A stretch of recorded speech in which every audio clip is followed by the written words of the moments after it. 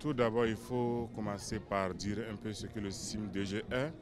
Le SIM-DG, c'est un système d'information sur les marchés de seconde génération et qui prend en compte les technologies SMS et tout ce qui est en rapport avec la téléphonie mobile.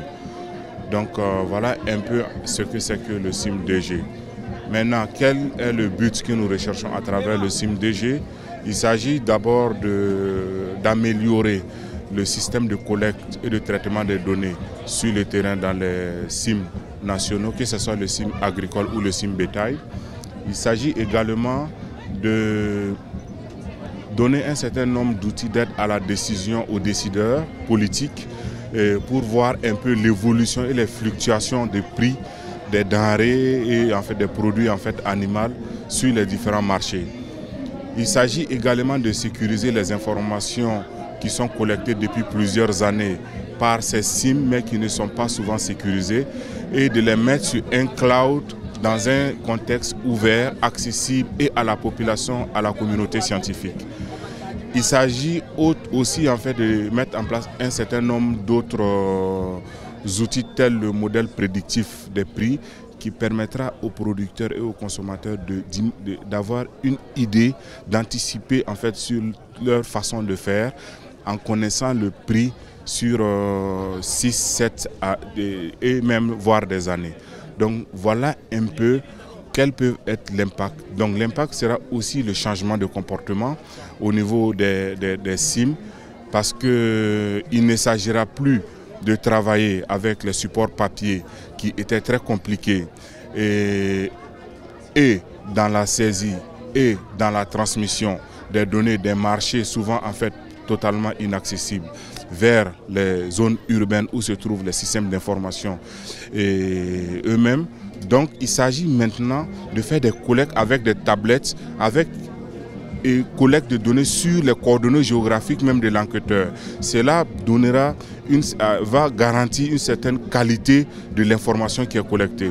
Voilà brièvement un ensemble d'éléments qui vont impacter sur la manière de faire des enquêteurs des SIM dans les différents pays. Il y en a 7, mais aussi sur la disponibilité en temps réel de l'information collectée au jour le jour et à la disposition des décideurs qui peuvent prendre des mesures rapides en fonction de ce qui se présente comme information sur le terrain. Alors, combien de pays sont impliqués dans le SIM-DG? Le SIM-DG est composé de 7. Le SIM-DG, la BAD a financé le P2RS, dont un des volets de ce projet, c'est le SIM-DG. Donc ce projet concerne 7 pays, le Burkina, le Mali, le Niger, le Sénégal, la Mauritanie, la Gambie et le Tchad. Donc pour le cas du SIM-DG, on avait fait une évaluation en 2017 et il est ressorti qu'il y avait 4 pays qui étaient suffisamment bien avancés. Il s'agissait du Burkina, du Mali, du Niger et du Sénégal. Mais maintenant pour l'année 2019, on a décidé d'aller soutenir les 3 derniers pays qui sont la Gambie, la Mauritanie et le Tchad. Donc ce sont ces 7 pays-là qui sont concernés par le SIM-DG. Alors, est-ce que vous avez un message à envoyer à l'endroit du pouvoir public pour qu'il facilite l'implémentation de ce SIM-DG, que ce SIM-DG puisse, pourquoi pas, améliorer la pratique agricole sur le continent? Et il est extrêmement important que les décideurs politiques sachent que le SIM-DG, c'est un outil développé certes par le CIFS, mais mis à la disposition des États.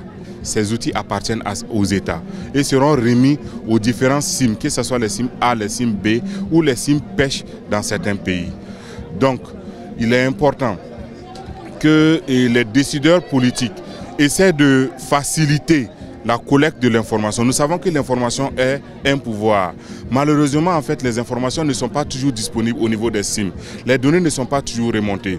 Il faut qu'il y ait une équipe qui soit tournée vers les nouvelles technologies. C'est-à-dire que les personnes qui doivent porter ce projet doivent être suffisamment à l'aise avec les smartphones.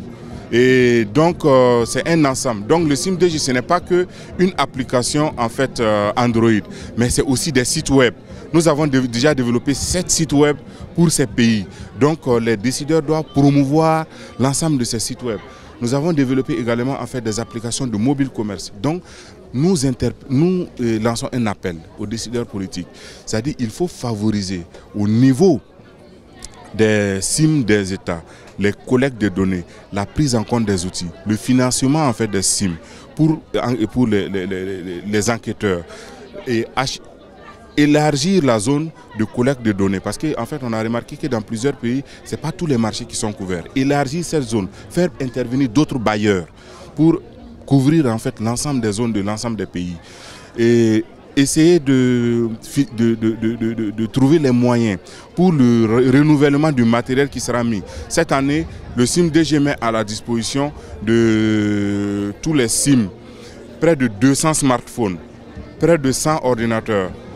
Donc tous ces équipements, en fait, dans 2-3 ans, doivent être renouvelés. Donc il est important que les décideurs politiques accompagnent cette dynamique-là.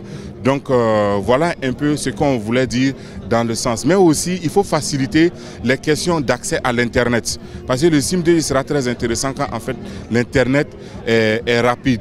Les données doivent se collecter sur le terrain et transmises par Internet et envoyées sur le cloud. Il faut faciliter en fait cet accès. Donc on a vu en fait dans certains pays où il y a des censures. Donc il faut en fait tenir compte de ça. Parce que le SIM-DG c'est aussi les réseaux sociaux.